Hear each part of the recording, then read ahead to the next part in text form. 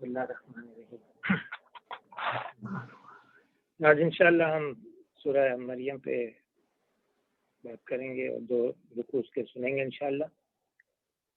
اور اب جو ہے میں اس سے پہلے کہ سورت پہ جاؤں میں چاہ رہا تھا کہ اس کا بیک گراؤنڈ پہلے بیان کر دوں تاکہ لوگ جو ہیں اس کے بعد جو ہے ہر آیت کے بارے میں بات کریں گے انشاءاللہ۔ اصل میں سورہ مریم جو ہے یہ اس کا نزول جو ہے ہجرت حبشہ سے پہلے کا ہے، اور یہ ہوا یہ تھا کہ جب مہاجرین اسلام جب نجاشی کے دربار میں بلائے گئے تھے اس وقت حضرت جعفر نے یہی صورت بڑے دربار میں تلاوت کی تھی۔ جس دور میں یہ سورہ نازل ہوئی ہے اس کے حالات کچھ ایسے تھے کہ قریش کے سردار جب حضور صلی اللہ علیہ وسلم کی تحریک اسلامی کو دبانے کے لیے مذاق اڑاتے تھے اور استہزاء کرتے تھے اور خوف دلاتے تھے لوگوں کو اور بڑے جھوٹے الزامات لگاتے تھے، تو اس میں وہ ناکام ہو گئے تو انہوں نے پھر ظلم و ستم، مار پیٹ اور معاشی دباؤ کے ہتھیار استعمال کرنے شروع کیے۔ ہر قبیلے کے لوگوں نے اپنے اپنے قبیلے کے نو مسلموں کو تنگ کرنا شروع کیا اور طرح طرح سے ستا کر، قید کر کے، بھوک پیاس کی تکلیفیں دے کر، حتیٰ کہ سخت جسمانی اذیتیں دے کر انہیں اسلام چھوڑنے پر مجبور کرنے کی کوشش کی۔ اس سلسلے میں خصوصیت کے ساتھ غریب لوگ اور وہ جو غلام زیر قریش کے سرداروں کے یہاں کام کرتے تھے بری طرح سے پیسے گئے۔ مثلا بلال رضی اللہ عنہ، عامر بن فہمیرہ، ام عبیس، زنیرہ، عمار بن یاسر اور اس کے والدین وغیرہ، ان کو بڑے ظلم کیے جاتے تھے۔ ان لوگوں کو مار مار کر ادموا کر دیا جاتا تھا، بھوکا پیاسا بند رکھا جاتا تھا، مکے کی تپتی ہوئی ریت پر چلچلاتی دھوپ میں لٹا دیا جاتا تھا، سینے پہ بھاری پتھر رکھ کر گھنٹوں تڑپایا جاتا تھا۔ جو لوگ پیشہ ور تھے ان سے کام لیا جاتا اور ان کی اجرت ادا کرنے میں ان کو پریشان کیا جاتا۔ چنانچہ صحیحین میں حضرت خباب رضی اللہ عنہ بن عرب کی یہ روایت موجود ہے کہ میں مکے میں لوہار کا کام کرتا تھا، مجھ سے عاص بن وائل نے کام لیا اور پھر جب میں اس سے اجرت لینے گیا تو اس نے کہا میں تیری اجرت نہیں دوں گا جب تک تو محمد کا انکار نہ کر دے۔ اس طرح لوگوں کو جو تجارت کرتے تھے ان کے کاروبار کو برباد کرنے کی کوشش کی جاتی، اور جو معاشرے میں کچھ عزت کا مقام رکھتے تھے ان کو ہر طریقے سے ذلیل و خوار اور رسوا کیا جاتا تھا۔ اسی زمانے کا حال بیان کرتے ہوئے حضرت خباب کہتے ہیں کہ ایک روز نبی صلی اللہ علیہ وسلم کعبے کے سائے میں تشریف فرما تھے۔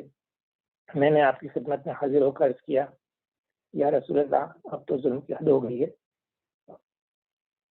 آپ خدا سے دعا نہیں فرماتے؟ یہ سن کر آپ کا چہرہ مبارک تمتما اٹھا اور آپ نے فرمایا، تم سے پہلے جو لوگ ایمان لائے تھے ان پر سب سے زیادہ مظالم ہو چکے ہیں۔ ان کی ہڈیوں پر لوہے کی کنگیاں کسی جاتی تھی، ان کے سروں پر آرے رکھ کر چلائے جاتے تھے، پھر بھی وہ اپنے دین سے نہ پوچھتے تھے۔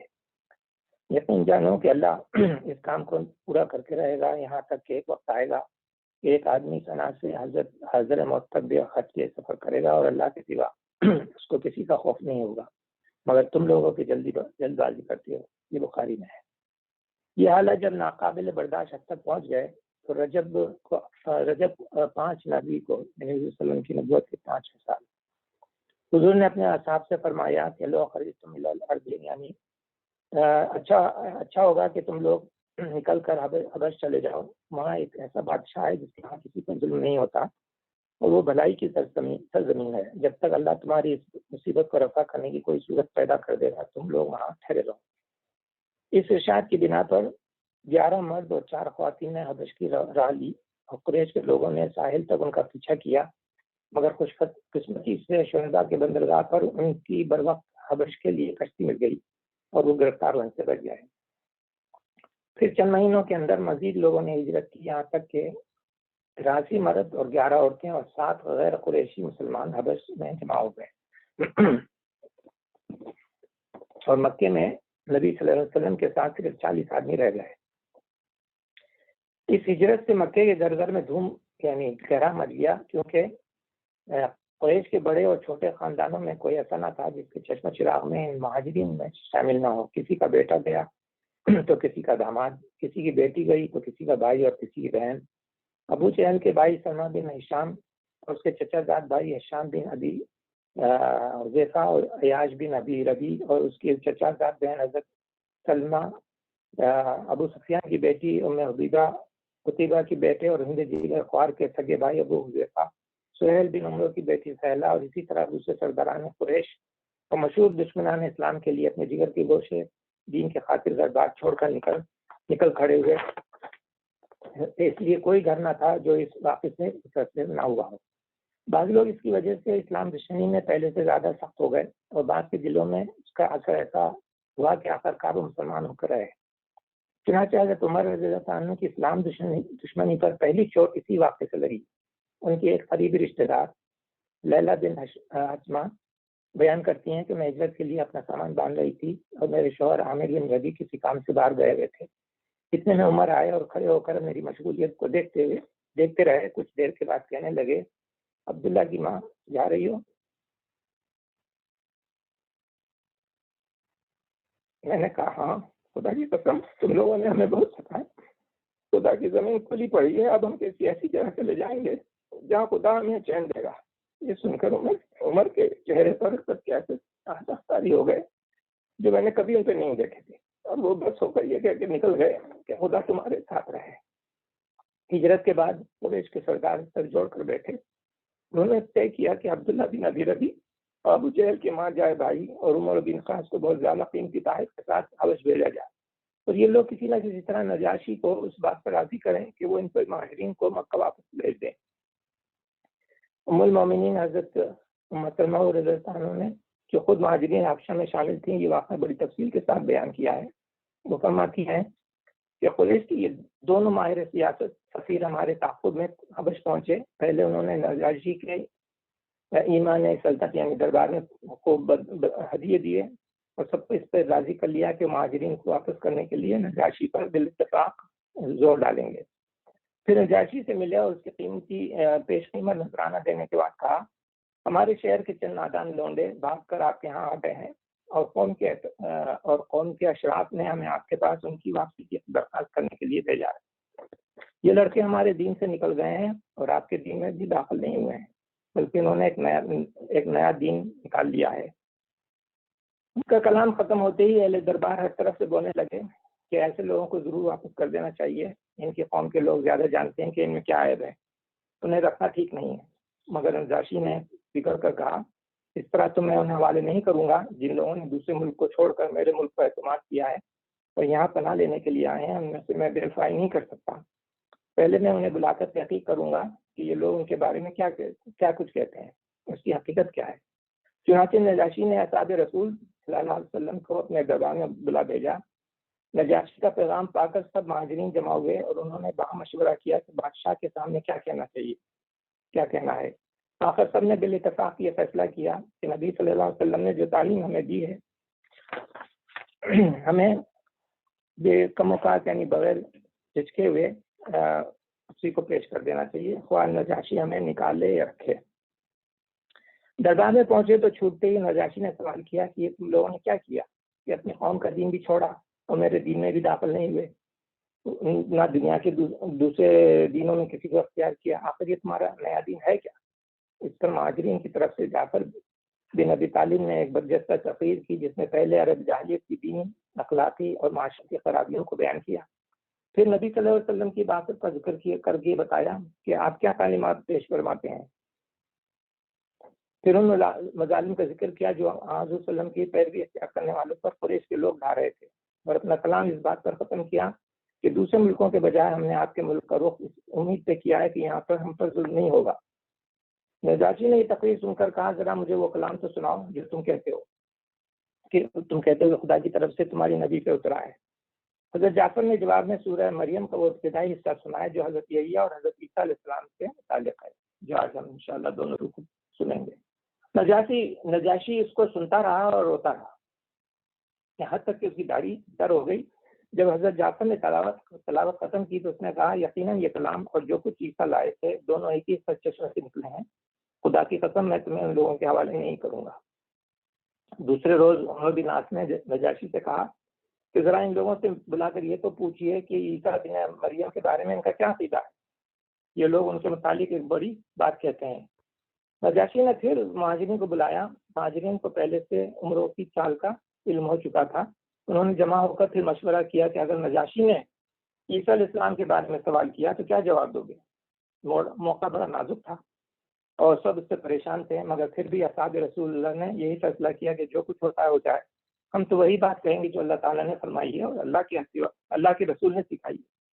چنانچہ جب یہ لوگ دربار میں گئے اور نجاشی نے عمر بن عاص کا پیش کردہ سوال ان کے سامنے دہرایا، جعفر بن ابی طالب نے اٹھ کر بلا تعامل کہا کہ وہ عبداللہ اور رسول، یعنی وہ اللہ کے بندے اور اس کے رسول ہیں، اور اس کی طرف سے ایک روح اور ایک کلمہ ہے جسے اللہ نے وادی مریم پر القاء کیا. نجاشی نے سن کر ایک تنکا زمین سے اٹھایا اور کہا خدا کی قسم جو کچھ تم نے کہا ہے عیسیٰ اس تنکے کے برابر بھی زیادہ نہیں تھے.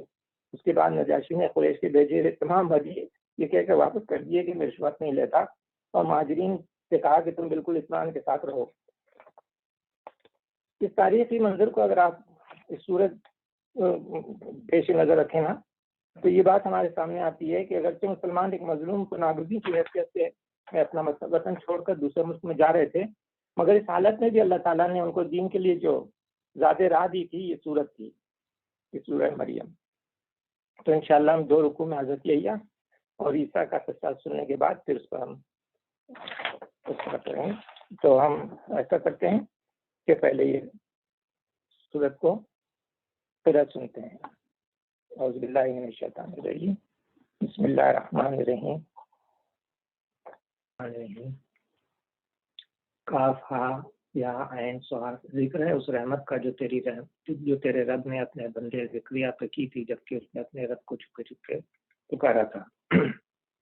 یہ جو حضرت زکریا کا بیان ہے، یہ جیسا کہ تھوڑا سا بیک گراؤنڈ میں بتایا گیا تھا. فلسطین کا قبضہ ہونے کے بعد بنی اسرائیل نے ملک کا انتظام اس طرح کیا تھا کہ حضرت یعقوب کی اولاد کے 12 قبیلوں میں سارا ملک تقسیم کر دیا تھا. تو 13واں قبیلہ یعنی لاوی بن یعقوب کا گھرانہ تھا، مذہبی خدمات کے لیے ان کو مخصوص کر دیا گیا تھا. اور بنی ہارون کے 24 خاندان تھے جو باری باری سے مقدس کی خدمت کے لیے حاضر ہوتے تھے اور ان کی نگرانی میں ہارون کا ہاتھ بتاتے تھے. اور ایک ابیا کا خاندان تھا جس کے سردار حضرت زکریا تھے. اپنے خاندان کے باری کے دنوں میں یہی مقدس میں جاتے اور خداوند کے حضور بخور جلانے کی، یعنی وہ جو اس کے یعنی خوشبو وغیرہ چلاتے ہیں نا، اگربتیاں وغیرہ، اس کے انجام کے لیے وہ یعنی انتظام کرتے تھے. تو یہ ان کا ذکر یہاں پر شروع ہوا ہے اس لیے کہ ایک خاص واقعیت کے بعد کہ حضرت مریم کی ذکر آئے گا. اس نے عرض کیا ہے پروردگار میری ہڈیاں تک گھل گئی ہیں اور سراپے سے اور سر بڑھاپے سے بھڑک اٹھا ہے، اور پروردگار میں کبھی تجھ سے دعا مانگ کر نامراد نہیں رہا. مجھے اپنے پیچھے اپنے بھائی بندوں کی برائیوں کا خوف ہے، اور میری بیوی بانجھ ہے، تو مجھے اپنے فضل خاص سے ایک وارث عطا فرما دے. یہاں پر مطلب یہ ہے کہ ابیا کے خاندان میں میرے بعد کوئی ایسا نظر نہیں آتا جو اپنی دینی اور اخلاقی حیثیت سے اس منصب کا اہل ہو جسے میں سنبھالے بھی ہوں. آگے جو نسل نظر آ رہی ہے اس کے لچھن بگڑے ہوئے ہیں، یعنی وہ اس قابل نہیں ہے کہ دین کے معاملات چلائے. جو میرا وارث بھی ہو اور آل یعقوب کی میراث بھی پائے، اور اے پروردگار اس کو ایک پسندیدہ انسان بنا. یعنی مجھے اپنے ذاتی کا وارث مطلوب نہیں ہے بلکہ خواندہ یعقوب کی بلائیوں کا، یعنی یعقوب اسلام کی جو سلسلہ نسب آ رہا ہے ان کا بھی وارث بنا دے.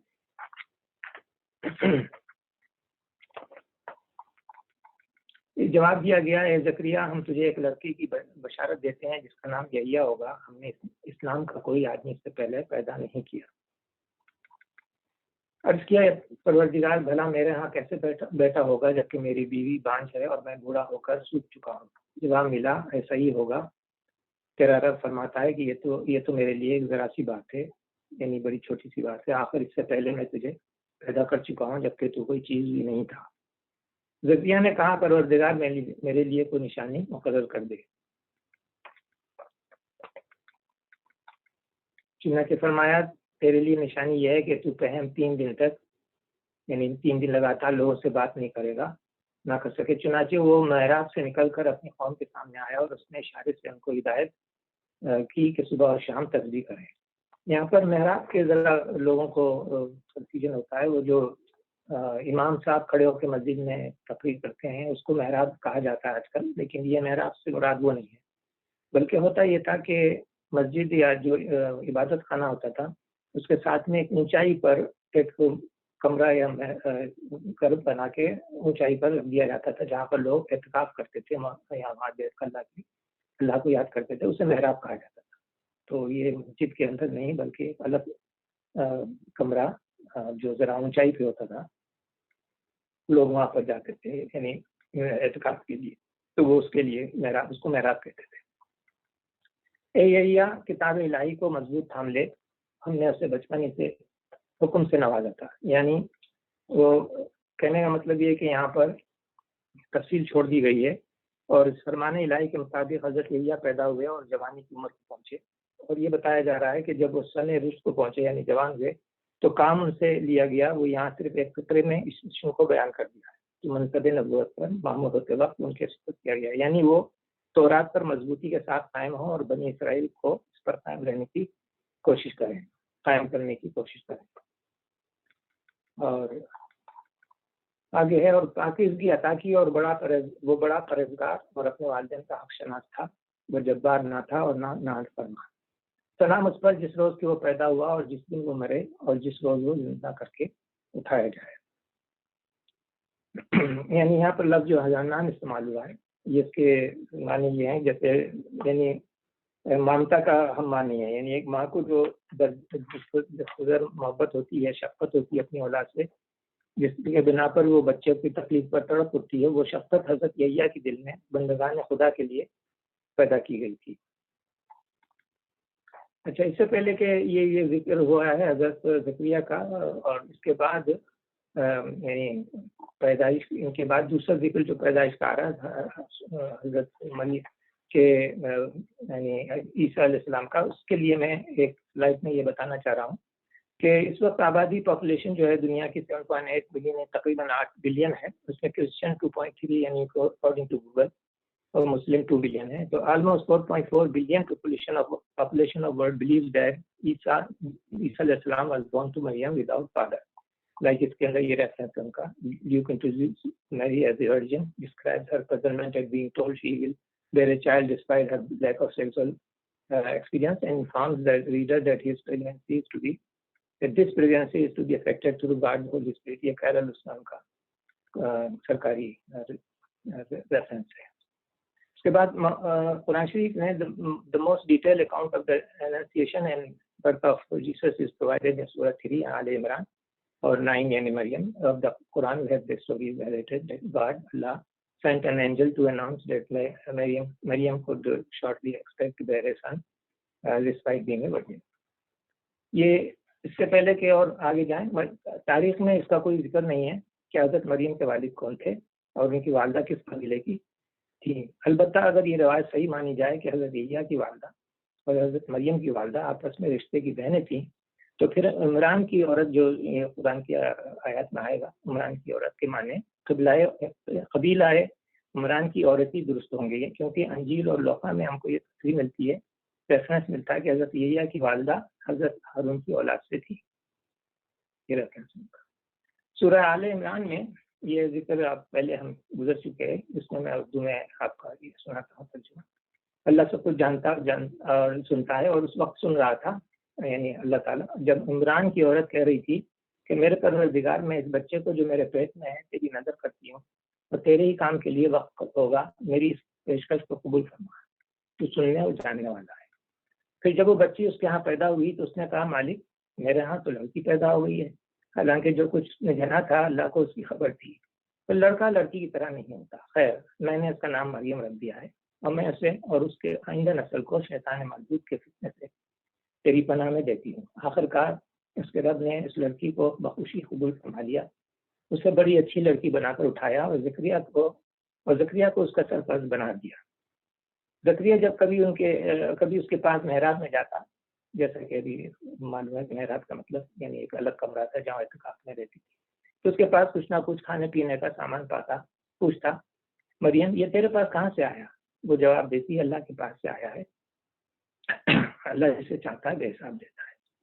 تو اس کے بعد اے محمد یہاں سے شروع ہوتا ہے قرآن شریف کی آیت، اے محمد صلی اللہ علیہ وسلم اس کتاب میں مریم کا حال بیان کرو، جبکہ وہ اپنے لوگوں سے الگ ہو کر شرقی جانب گوشے نشیں ہو گئی تھی، تو پردہ ڈال کر ان سے چھپ بیٹھی تھی، یعنی لوگوں سے تاکہ لوگ جو ہے آنے جانے میں ان کا نظر نہ پڑے، تو مطلب یہ ہے کہ وہ الگ ہو کر بیٹھ گئی تھی۔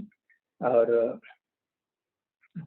اس حالت میں ہم نے اس کے پاس اپنی روح کو یعنی فرشتے کو بھیجا اور اس کے سامنے ایک پورے انسان کی شکل میں نمودار ہو گیا۔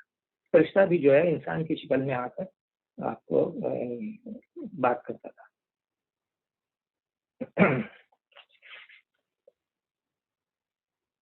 جیسا کہ ابھی ہم نے سنا سورہ آل عمران میں بتایا چکا تھا کہ حضرت مریم کی والدہ نے اپنی مانی ہوئی نظر کے مطابق ان کو بیت المقدس میں عبادت کے لیے بٹھا دیا تھا، اور حضرت زکریا نے ان کی حفاظت و کفالت اپنے ذمہ لے لی تھی۔ وہاں یہ ذکر گزر چکا ہے کہ حضرت مریم بیت المقدس کی ایک محراب میں معتکف تھی، یعنی وہاں اعتکاف میں بیٹھی تھی۔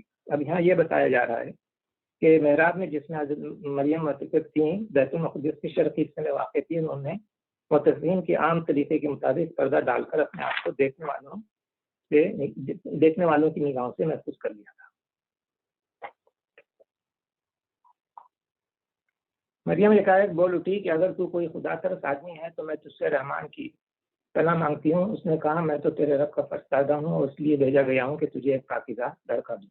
مریم نے کہا میرے ہاں کیسے لڑکا ہوگا جبکہ مجھے کسی بشر نے چھوا تک نہیں ہے اور میں کوئی بدکار عورت نہیں ہوں۔ فرشتے نے کہا ایسا ہی ہوگا، تیرا رب فرماتا ہے کہ ایسا کرنا میرے لیے بہت آسان ہے، اور ہم یہ اس لیے کریں گے کہ اس لڑکے کو لوگوں کے لیے ایک نشانی بنائیں اور اپنی طرف سے ایک رحمت اور یہ کام ہو کر رہنا ہے۔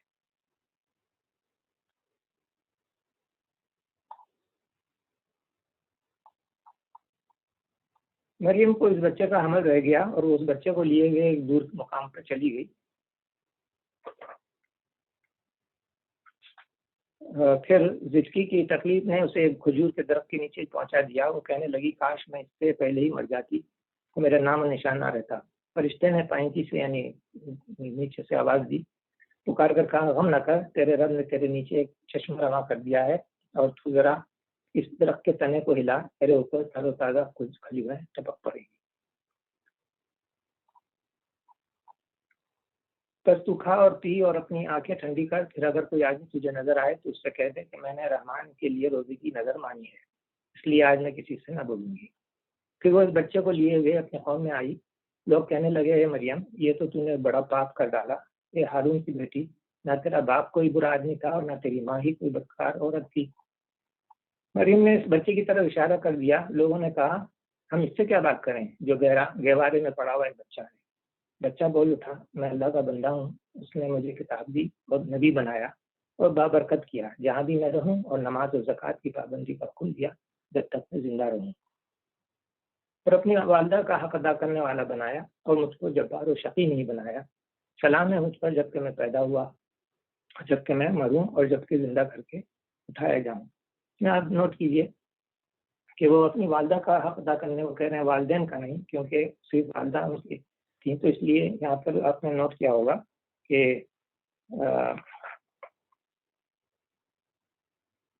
یعنی والدین کا حق ادا کرنے کے بجائے والدہ کا حق ادا کرنے کا فرمایا۔ اور دوسری یہ بات بھی کہ حضرت عیسیٰ کا کوئی جیسے کہ باپ نہیں تھا، تو اس لیے سری دلیل ہے قرآن میں جہاں بھی ان کا نام آیا ہے اس میں ابن مریم کہا گیا ہے، یہ خاص بات ہے جس کی وجہ سے ان کا نام کو پورے قرآن میں اس میں ابن مریم کہا گیا ہے۔ یہ ہے اس ابن مریم، اور یہ ہے اس کے بارے میں وہ سچی بات جس میں لوگ شک کر رہے ہیں۔ اللہ کا کام ہے، اللہ کا یہ کام نہیں ہے کہ وہ کسی کو بیٹا بنائے، اور وہ پاک ذات ہے، وہ جب کسی بات کا فیصلہ کرتا ہے تو کہتا ہے کہ ہو جا، اور بس ہو جاتی ہے۔ ہاں ایک اور مثال، ایک اور جو ریفرنس اس میں یہ بھی آیا ہے، آپ کو معلوم ہے کہ لوگوں نے اکثر اعتراض کرتے ہیں کہ یعنی بغیر باپ کے کیسے عیسیٰ علیہ السلام کی پیدائش ہوئی، تو قرآن میں یہ اللہ تعالیٰ فرماتا ہے کہ اللہ کے نزدیک عیسیٰ کی مثال آدم کی سی ہے کہ اللہ نے اسے مٹی سے پیدا کیا اور حکم دیا کہ ہو جا، اور وہ ہو گیا۔ تو یہ کوئی یعنی ایسی بات نہیں ہے کہ انہونی ہو، تو لوگ جو اعتراض کرتے ہیں ان کے لیے یہ سوچنا چاہیے کہ حضرت آدم کی علیہ السلام کے کوئی ماں باپ تو نہیں تھے، ان کی تو ماں بھی ہے، پھر بھی تو اللہ تعالیٰ جیسے چاہے خلق کر سکتا ہے، اس لیے اس کا اللہ العلیم کہتے ہیں، جیسا کہ سورہ یاسین نے فرمایا.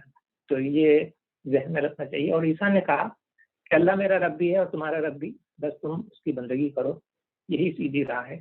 مگر پھر مختلف گروہ باہم میں اختلاف کرنے لگے. یہ ہمیشہ سے ہوتا آیا ہے کہ لوگ جو ہیں اپنے لیڈر کے بعد کنفیوژن کریٹ کر کے وہ لیڈر کو یا تو بہت ہی غلو کرتے ہیں اور پھر اس کو اتنا بڑھاتے ہیں کہ وہ خدا کے درجے تک لے جاتے ہیں. سو جن لوگوں نے کفر کیا ان کے لیے وقت بڑا ہی تباہی کا ہوگا، جبکہ بڑا دن دیکھیں گے جب وہ ہمارے سامنے حاضر ہوں گے. اس روز تو ان کے کان بھی خوب سن رہے ہوں گے اور ان کی آنکھیں بھی خوب دیکھ رہی ہوں گی، مگر آج ظالم کھلی گمراہی میں مبتلا ہیں.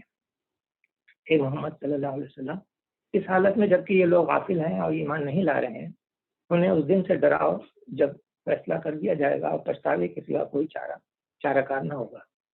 آخرکار ہم ہی زمین اور اس کی ساری چیزوں کے وارث ہوں گے اور سب ہماری طرف ہی پلٹائے جائیں گے. تو یہاں پر یہ عیسائیوں کو یہ بتایا جا رہا ہے کہ حضرت عیسیٰ علیہ السلام کی دعوت وہی تھی جو تمام دوسرے انبیاء علیہ السلام لے کر آئے تھے. انہوں نے اس کے سوا کچھ نہیں سکھایا تھا کہ صرف خدا واحد کی بندگی کرو. اب یہ جو تم ان کی بندگی کے بجائے خدا بنا لیا ہے اور انہیں عبادت میں اللہ کے ساتھ شریک کر رہے ہو، یہ تمہاری اپنی ایجاد ہے. تمہارے پیشوا کی یہ تعلیم ہرگز نہیں تھی، تمہارے لیڈر نے یہ بات نہیں بتائی تھی جو تم کر رہے ہو. تو اس طرح یہ بات ذہن میں ہے کہ یہاں وہ تقریر ختم ہو جاتی ہے جو عیسائیوں کو سنانے کے لیے نازل کی گئی تھی. اس تقریر کی عظمت کا اندازہ اس وقت ہو سکتا ہے جب آدمی اس کو پڑھتے وقت وہ تاریخی پس منظر نگاہ میں رکھے جو ہم نے آج شروع میں سنا. اور وہ بہت ضروری ہے وہ تقریر کو بار بار یاد رکھے، سامنے رکھا جائے، اس کے بعد اس صورت کو پڑھیں تو پھر واقعی سمجھ میں آتا ہے کہ کیا حالات تھے اور کیا بیک گراؤنڈ تھا. یہ تقریر اس موقع پر نازل ہوئی تھی جبکہ مکے کے مظلوم مسلمان ایک عیسائی سلطنت میں پناہ لینے کے لیے جا رہے تھے. اس غرض کے لیے نازل کی گئی تھی کہ جب وہاں مسیح کے متعلق اسلامی عقیدے کا سوال چھڑے تو یہ سرکاری بیان عیسائیوں کو سنا دیا جائے. اس سے بڑھ کر اور کیا ثبوت اس عمل کا ہو سکتا ہے کہ اسلام نے مسلمانوں کو کسی حالت میں بھی حق و صداقت کے معاملے میں کمپرومائز کرنا نہیں سکھایا. پھر وہ سچے مسلمان جو حبش کی طرف ہجرت کر کے گئے تھے ان کی قوت ایمانی بھی حیرت انگیز ہے کہ انہوں نے عین دربار شاہی میں ایسے نازک موقع پر اٹھ کر یہ تقریر سنا دی جبکہ نجاشی کے تمام اہل دربار رشوت کھا کر انہیں ان کے دشمنوں کے سپرد کرنے میں تل گئے تھے. اس وقت اس عمر کا پورا خطرہ تھا کہ مسیحیت کی بنیادی عقائد سے اسلام کا یہ بےلاق تبصرہ سن کر نجاشی بھی بگڑ جائے گا اور ان مظلوم مسلمانوں کو قریش کے قصائیوں کے حوالے کر دے گا. مگر اس کے باوجود انہوں نے کلمہ حق پیش کرنے میں تھوڑا بھی تعامل نہیں کیا، سوچا نہیں، اور جو کچھ اللہ تعالیٰ نے حکم دیا تھا وہی سنا دیا.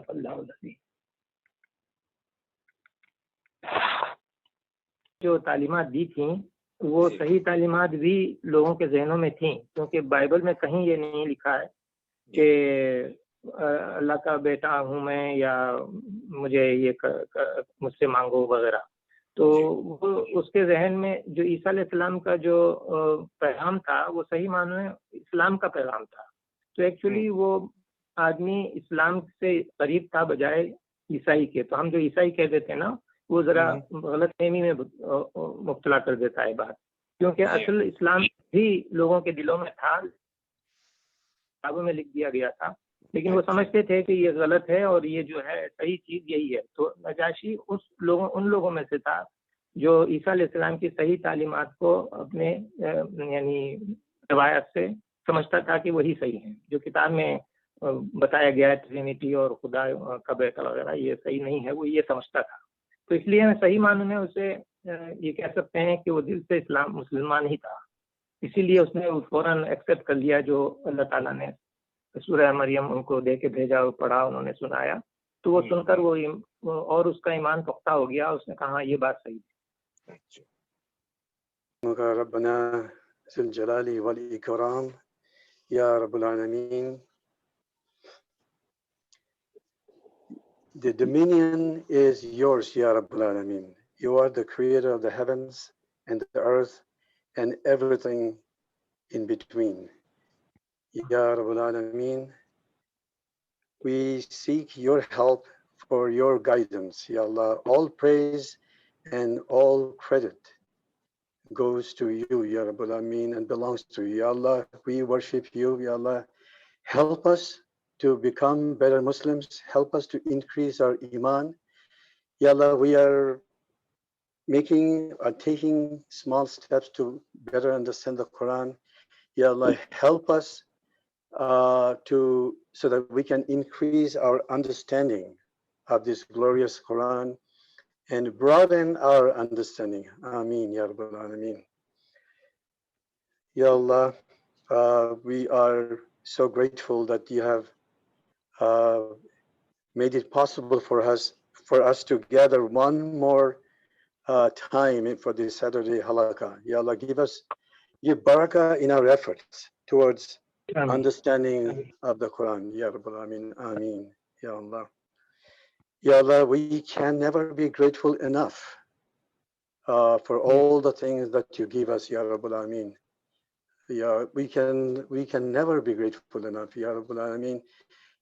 We have so many challenges in our daily life, and we cannot tell you anything that you don't already know, because you are the Allamul Ghuyub.